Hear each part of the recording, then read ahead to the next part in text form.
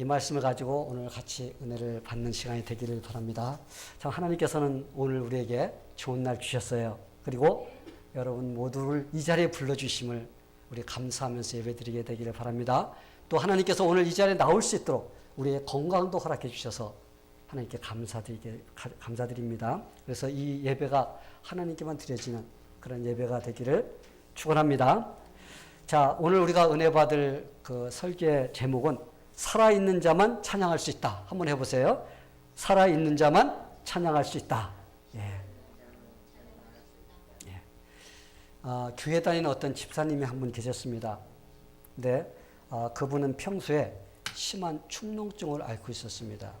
그래서 축농증 그 균이 뇌로 들어가서 병원에 입원해서 수술을 받게 되었어요. 수술을 받고서는 큰 수술을 받았는데 나와서는 조금 괜찮은 것 같아서 나왔었는데 얼마 있다가 그것이 암으로 번져가지고 다시 병원에 입원하게 됐습니다.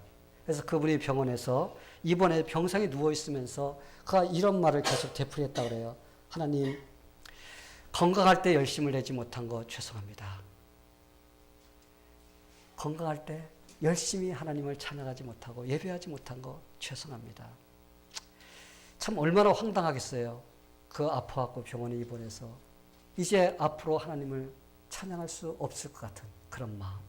그래서 그 마음 가지고서 참 아파하면서 하나님께서 만약에 저에게 한 번만 더 기회를 주신다면 제가 예전같이 그렇게 소극적인 자세로서 하나님을 섬기지 않고 제가 하나님을 적극적인 자세로서 하나님을 섬기겠습니다. 이런 말만 계속 되풀이했다고 합니다. 참 열심을 다해서 우리가 신앙생활 하다가 우리가 주님께서 오라 할 때는 미련 없이 우리가 가야 되는데 우리가 열심을 다해 섬기지 못하고 그냥 이렇게 살다가 어떤 어려움이 당하면 그때 이제 후회를 하는 그런 일들이 일어나게 됩니다. 사람은 누구나 할 것 없이 건강할 때 건강의 소중함을 깨닫지 못합니다. 지금 우리가 건강을 갖고 있는데 이 건강이 얼마나 소중한가를 우리는 지금 몰라요. 안다고 그래요. 알아. 알지만은 그게 얼마만큼 소중하고 귀한 것인가를 우린 진짜 모르고 살아가고 있다는 것입니다. 저도 몇 년 전에 한번 무척 아파갖고 3주 동안 앓고 난 적이 있습니다. 그렇게 하고 나니까 야, 참 건강이 진짜 소중한 거구나. 이런 것을 느꼈습니다. 우리가 이 세상을 살아가기 위해서는 육체 건강이 중요합니다. 그렇죠? 이건 누구나 부인할 수가 없어요. 육체 건강이 상당히 중요합니다. 그런데 육체의 건강보다 더 중요한 것이 있어요. 그것이 무엇인지 아세요? 그건 영적 건강입니다. 육체적 건강도 중요해요. 그런데 그거보다 더 중요한 것이 있다면 그거 바로 영적 건강이라고 우리가 말할 수가 있습니다. 이제 보통 사람들은 건강하다 그러면은 대부분이 그 사람들은 어떤 것만 가지고 건강하다고 생각하나요? 그냥 육체만 건강해서 아무 탈 없이 살아가면은 그냥 그것이 건강하다고만 생각합니다. 근데 여러분 그것은 잘못된 대답이에요. 우리가 건강하다 그렇게 하면은 그냥 한 가지가 아니라 여러 가지 복합적인 그런 뜻이 포함되어 있습니다. 그래서 건강하다 이렇게 말할 수 있는 그 조건이 무엇이냐면 첫 번째로 육체적인 건강이 좋아야지 병이 없고 좀 튼튼하고 그래야만이 건강한 사람입니다. 또 두 번째로 건강해야 되는 그 자격이 뭐냐면 그냥 육체만 건강해서 안 돼. 우리의 정신, 사상, 생각, 우리의 양심 이런 것들도 건강해야 됩니다. 그리고 마지막으로 우리가 하나님을 잘 섬기며 사는 하나님을 찬양하며 사는 이런 삶을 사는 이런 사람이 바로 세 가지 조건을 다 갖춘 사람이 우리는 건강하다고 이렇게 말을 할 수가 있습니다. 그래서 엄격하게 따지면은 육체적인 건강이 약해지거나 좀 약점을 갖고 있는 그것은 어떻게 보면 그렇게 큰 문제가 아니라고 생각합니다. 여러분 왜 그런 줄 알아요? 육체병이 생기면은 거기에 증상이 나타납니다. 그 아픈 증상이 나타나게 돼 있어요. 그러면은 병원에 가서 의사 만나고 그러면서 그 문제를 해결받으면 그 육체의 병은 고칠 수가 있습니다. 그런데 이 영적인 병은 이 고질병이에요. 왜? 영적인 병은 자각 증세가 없어. 겉으로 보면 똑같이 코, 눈, 귀 다 있습니다. 뭐 별다른 게 없어. 그냥 세상에 살아가면서 돈이 있고 뭐 그럼 다 똑같이 살아가는 것이 이게 보입니다. 그렇기 때문에 영적으로 병이 들어있는 사람은 자기가 영적으로 병이 들었다고 생각을 하지 못하고 살아갑니다. 그렇기 때문에 그것을 고침받지를 못하는 그런 일들이 일어나고 있습니다. 그런데 언제 왔냐? 죽음 앞에 섰을 때, 아차, 내가 이제까지 영적으로 병들어 있었는데 내가 그걸 모르고 이제까지 살았구나. 그때 깨닫게 됩니다. 그런데 그때는 이미 때가 늦으리. 때가 늦어버립니다. 그래서 여러분, 이 세상에 살면서 여러분들이 영적으로 건강해서 하나님을 예배하고 하나님을 찬양하며 하나님을 섬기며 살고 있다는 것, 이거는 축복 중에 가장 큰 축복이라는 것을 여러분이 알게 되기를 축원합니다. 자, 그렇다면 우리가 하나님을 찬양하며 살아야 되는데 어떻게 해야지 우리가 하나님을 찬양하며 살 수 있는가? 하나님을 찬양할 수 있는 사람이 어떤 사람인가? 하나님을 찬양할 수 있는 사람은 영적으로 건강한 사람이만이 하나님을 찬양할 수가 있어요. 여러분, 어떻게 해야지 영적으로 건강하지요? 요즘에는 아마 육체적으로 노령화 시대가 되고 있습니다. 그래서 젊을 때 죽는 사람이 70이야. 젊을 때 죽는 사람이 70입니다. 보통 80, 90 살아요. 그리고 어떤 사람은 100세까지 삽니다. 그래서 70세 미만으로 죽으면 아주 젊게 죽었다고 이렇게 생각합니다. 그래서 사람들이 너도 나도 없이 이제 육체의 그 건강을 유지하기 위해서 얼마나 노력을 많이 하고 사는지 모릅니다. 어떻게 하지 장수할 수 있을까? 그래 방법도 찾아내고 별 수단을 다 써서도 육체를 갖다가 어떻게 튼튼해지기를 원합니다. 왜? 오래 사는데 육체가 나약해지면 어떻게 불편합니다. 불편하니까 좀 어떻게 해서라도 건강하게 살아보려고 몸속에 있는 독을 제거하려고 노력들을 참 많이 합니다. 육신의 건강을 위해서 좋은 음식도 찾아 먹고 운동도 하고 뭐 몸에 좋다는 것은 다 합니다. 이거와 마찬가지로 영적인 건강을 위해서도 우리가 어떻게 해야 돼요? 영의 나쁜 것을 독을 제거하면서 살아야 돼요. 그렇다면 영적인 건강을 위해서 방해하는 독이 과연 어떤 것인가? 우리가 그걸 알아야 됩니다. 여러분 어떤 것이라고 생각해요? 가장 큰 것이 뭐냐면 하나님이 아닌 다른 것을 내가 의지하며 살 수 있다는 것. 이런 생각을 가진 것이 가장 우리에게 영적으로 해가 되고 독이 되는 것입니다. 내가 하나님이 없어도 살 수 있다는 이런 생각. 이게 바로 영적인 독인 것입니다. 이 세상에 있는 것으로서도 내 영원한 것을 보장해 주리라는 이런 잘못된 생각을 갖고 있는 것. 바로 이것이 영적인 독입니다. 그런데 이러한 영적 독을 우리가 어떻게 제거를 해야 되느냐. 그것이 중요한 거예요. 그렇죠? 여러분 어떻게 해야 될까요? 영적인 독을 해결하는 방법은 오직 한 가지밖에 없습니다. 오직 예수 그리스도의 십자가의 보혈밖에 없어요. 예수님께서 나를 위해서 십자가에 돌아가셔서 내 죄를 용서해 주셨다는 이 사실을 내가 마음으로 믿고 내가 살아가는 그것이 영적인 독을 제거하는 가장 첫 번째 방법인 것입니다. 절대적으로 영적인 치료를 다른 것으로 할 수가 없습니다. 예수님께서 나를 위해 죽으시고 나를 위해서 부활해 주셔서 그렇기 때문에 내가 그 예수님의 의를 힘입어서 영원한 생명을 얻다는 이 사실을 내가 굳게 믿을 때 영적인 병이 어떻게 돼? 모든 것을 해결을 받게 됩니다. 모든 병이 다 낫게 돼. 영적인 병은.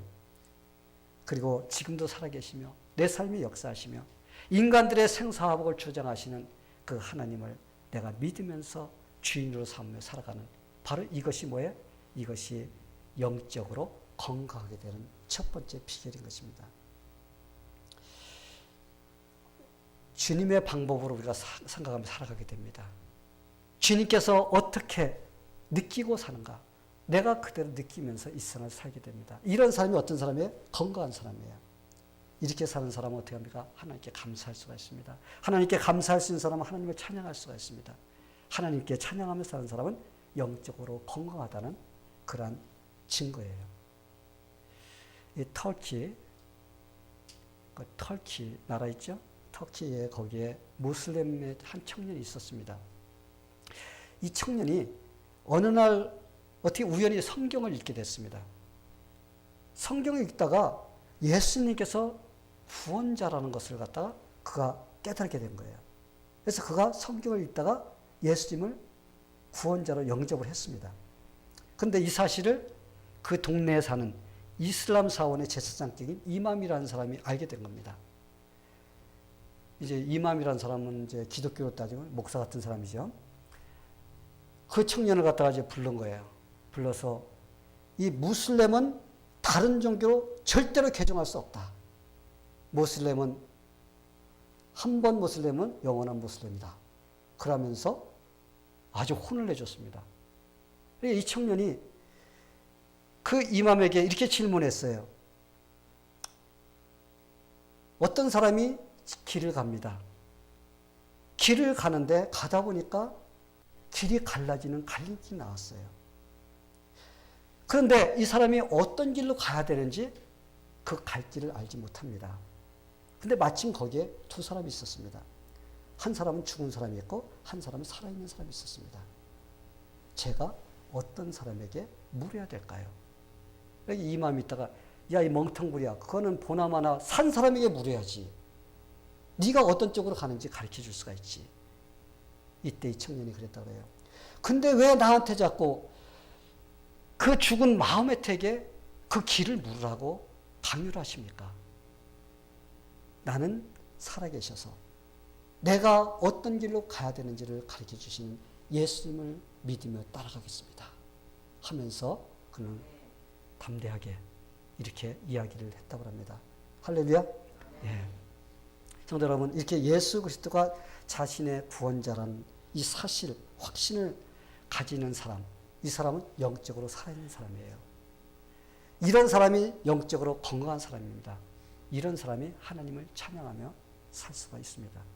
오늘 우리가 읽은 본문을 보면 히스기야라는 왕이 나옵니다. 그는 하나님께 이런 신앙 고백을 해요. 죽은 사람은 하나님을 찬양할 수 없습니다. 여러분, 죽은 사람이 찬양하는 거 봤어요?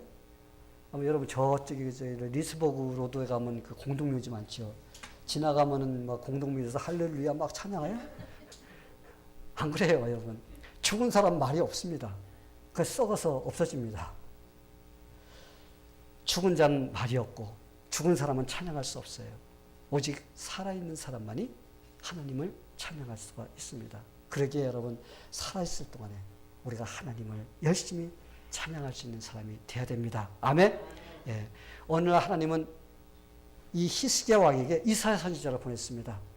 야, 히스기야 왕, 너는 이제 네 집, 네 살림 모든 것을 다 정리해라. 넌 죽어야 돼.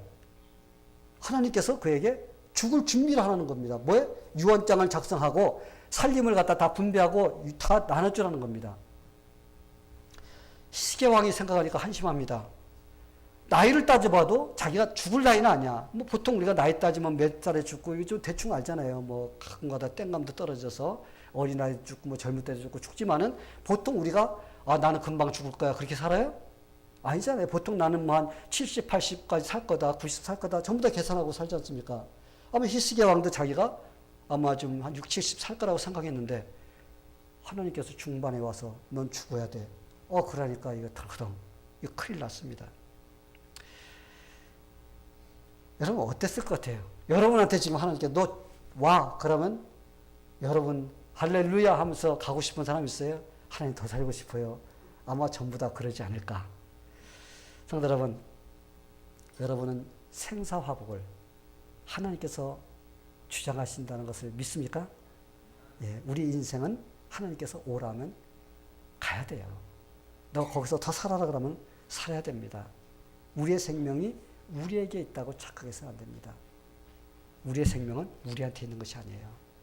요즘에 뭐 병원 시설도 좋고 뭐 의학도 발달되고 의사도 많고 그러니까 아, 나는 오래 살 거야. 여러분 아닙니다. 하나님이 오라 하면 젊을 때 가야 되고 하나님께서 살라 그러면 100살이 돼서 골골대도 100살까지 살다가 가는 사람이 있습니다. 어떤 사람들을 보면은 병원에 가서 암이라고 진단을 받고 1, 2주 안에 그냥 죽는 사람이 있더라고요. 사람의 생명만큼은 우리가 이럴 것이다, 저럴 것이다. 우리가 말할 수 없다는 것입니다. 왜? 모든 생명은 누가 주관하세요? 우리 하나님께서 주관하십니다. 그러기에 우리는 생명의 주관자이신 하나님을 의지하면서 살아야 돼요. 히스기야 왕이 이제 사형 선고를 받았어요. 하나님께 넌 죽어야 돼. 그랬을 때 히스기야 왕이 어땠어요? 알았습니다. 죽겠습니다. 그랬어요? 아니에요. 그는 하나님의 전에 올라갔습니다. 그리고 생명을 주관하시는 그 하나님께 기도합니다. 그가 기도하는 내용이 뭐예요? 하나님, 진심과 전심으로 제가 하나님을 섬기던 때를 기억해 주시옵소서 하면서 그가 하나님 앞에 매달립니다. 저를 불쌍히 여겨 주시옵소서. 그는 딴 데도 안 쳐다봐 벽을 쳐다보면서 아무것도 보지 않고 하나님만 의지한다는 그런 믿음으로써 하나님께 매달렸습니다. 통곡을 하면서 살려달라고 그는 매달렸어요. 사랑하는 성도 여러분, 히스기야 왕은 진짜 멋진 왕이었어요. 여러분이 이 구약 성경을 읽다 보면, 역사서를 읽다 보면은 참 멋진 왕들이 있었지만 히스기야 왕 대단히 멋진 왕입니다. 그 아버지가 얼마나 우상을 많이 섬겼는지 모릅니다. 근데 히스기야가 딱 왕이 되니까 어떻게 했어요? 다 그것을 부수고 종교개혁을 이루어서 하나님을 섬길 수 있도록 백성들을 다 이끌어준 이런 일을 한 왕이 바로 히스기야 왕이었습니다. 그는 신실하게 하나님을 섬겼어요. 오직 하나님만 의지하는 왕입니다. 평상시에 이렇게 그는 어떻게 했어요? 하나님을 잘 섬겼어요.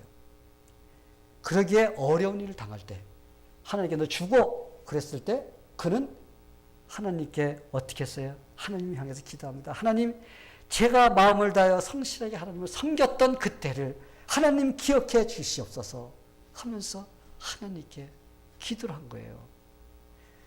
성도 여러분, 평상시에 하나님을 신실하게 섬기던 것이 있어야 주님께 어려움이 생겨도 기도할 면목이 생기는데 그냥 죽어라고 살지 평상시 때는 그냥 내가 원하는 대로 그렇게 살다가 그냥 죽을 병이 들거나 아니면 어려운 일 당하면 주여 이 문제 해결해 주시옵소서 하면서 주님께 매달리는 그런 사람이 되면 하나님께서 기뻐하실까요? 아마 기뻐하지는 않으실 거예요. 때로는 하나님께서 역사해 주시고 응답해 주시고 하지만은 그렇게 기뻐하지는 않을 겁니다. 그렇기 때문에 우리는 어떻게 해야 돼요? 평상시에 우리는 하나님을 찬양하며 신실하게 섬기는 그런 모습을 가져야 됩니다. 아멘. 우리 부모와 자식 간에도 그렇지 않나요? 부모와 자식 간에도 자녀가 평상시에 부모에게 잘하고 효도하고 그러다가 어려운 일 당하면 부모를 찾아와서 나 이 어려운 일 당했는데 좀 도와주세요. 그러면은 부모가 기꺼이 기쁘게 최선을 다해서 도와주지 않습니까? 물론 부모의 마음이라서 그렇게 하지 않아도 그 자식이니까 도와주긴 도와주겠지만은 그러나 어때요? 기쁜 마음으로는 도와주지를 못할 거라고 생각합니다. 그렇기 때문에 믿는 자들은 평소에 어떻게 해야 돼요? 하나님을 좀 신실하게 잘 섬기는 그런 삶을 살아야 됩니다. 그래야지 우리가 어려운 일 당해도 하나님께 하나님 이 문제 해결해 주세요 할 때 하나님께서 그래 내가 기꺼이 너를 도와주리라 이렇게 하나님께 기쁘게 해주시는 그런 하나님의 마음이 될 거라고 생각이 됩니다. 성도 여러분, 우리 모두 평소에 하나님을 잘 섬깁시다. 어려운 일을 만날 때만 문제 생길 때만 주님께 찾아가 주님 이거 해결해 주세요.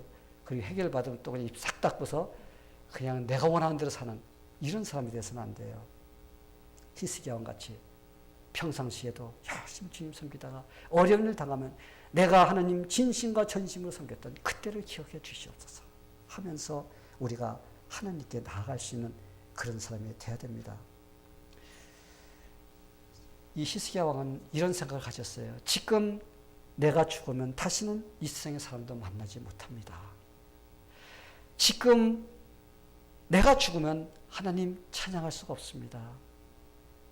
그런데 하나님, 만약에 하나님께서 저에게 건강을 허락해 주신다면, 저에게 생명을 연장시켜 준다면 내가 더 겸손하게 주님을 잘 섬기겠습니다 하는 그런 결단을 바로 이 히스기야 왕이 내렸던 것입니다.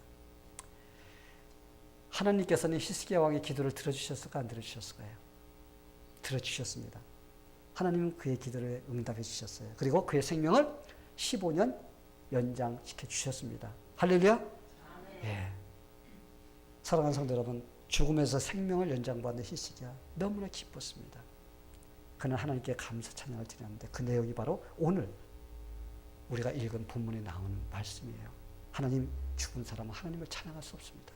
그가 내 살아있을 때 하나님을 찬양하겠다는 그런 결단을 내린 걸 볼 수가 있어요. 성도 여러분, 오직 찬양을 할 수 있는 사람은 어떤 사람이라고요? 살아있는 사람입니다. 살아있는 사람만이 찬양할 수가 있어요. 그러게 히스기야는 평생에 여호와의 성전에 수금을 타면서 하나님께 찬양하며 노래하리라는 이런 결단을 내리는 것을 볼 수가 있습니다. 사랑하는 성도 여러분, 우리가 시편 150편을 보면은 거기에 이런 말씀이 나옵니다. 살아있는 모든 피조물들아 여호와를 찬양하라. 여호와를 찬양하라.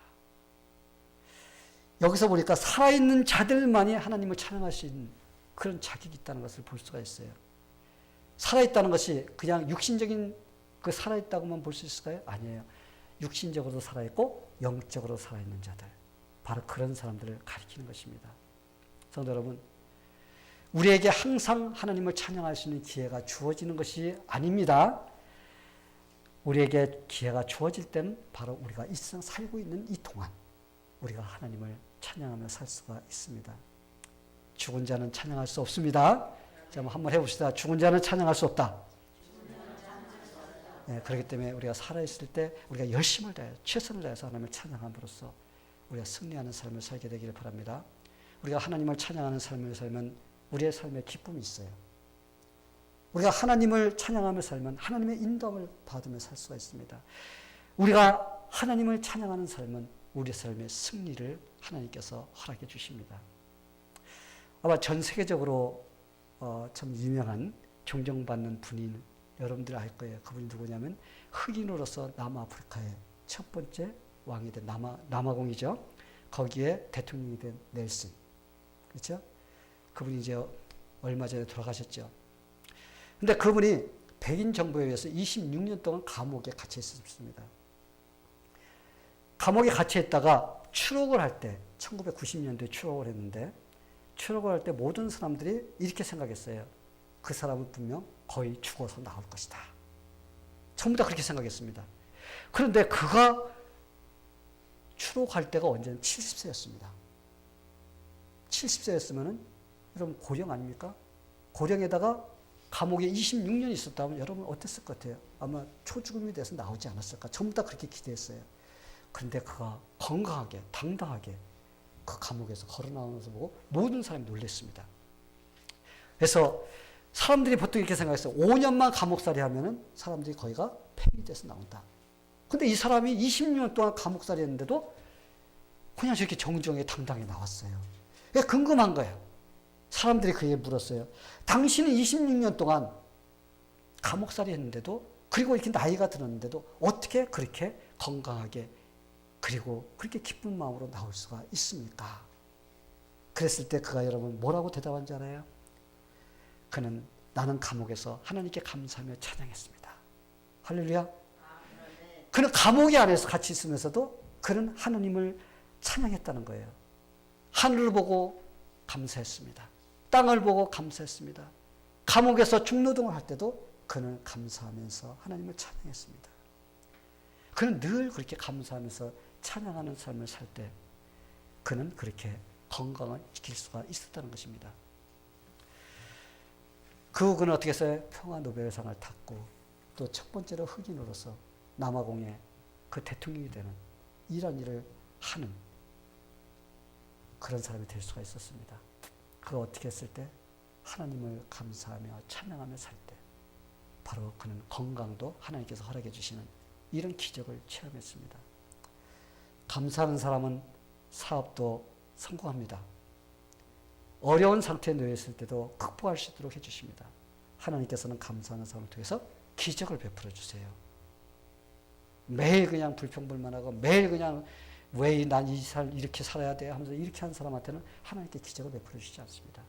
감사하고 찬양하고 그런 삶을 살 때 하나님께서는 그걸 통해서 기적을 베풀어 주십니다. 성도 여러분, 하나님께 감사할 수 있는 사람, 그런 사람이 하나님도 찬양할 수가 있습니다.